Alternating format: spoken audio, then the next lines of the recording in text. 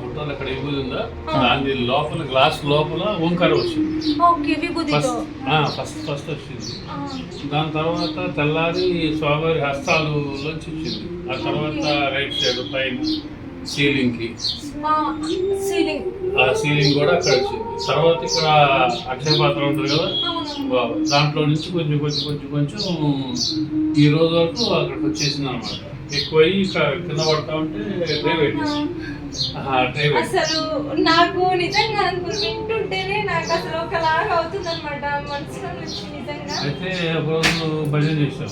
భజనకి పెద్ద ఫోటో కావాలి కదా అని చెప్పి అక్కడ టీవీ అవన్నీ ఉంటే తీసేసి బయట భజన మండలి వాళ్ళు ఉన్నారు మాకు, వాళ్ళ బాబుతో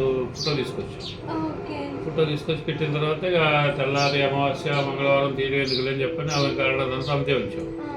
అయితే దాన్ని కూడా నెక్స్ట్ డే నుంచి అదంతా అదే ఉంది కూడా అదే. జస్ట్ బొటనెల దగ్గర ఫస్ట్ కొంచెం పడింది, తర్వాత కొంచెం కొంచెం కొంచెం కొంచెం వస్తూ ఉంది అనమాట. నాకైతే బాబాని చూడగానే చాలా హ్యాపీగా అనిపించింది. మీరందరూ కూడా బాబాని చూసి మీ మనసులో ఉన్న కోరికని బాబాకి చెప్పి మీరు కూడా మొక్కుకోండి. Bye friends.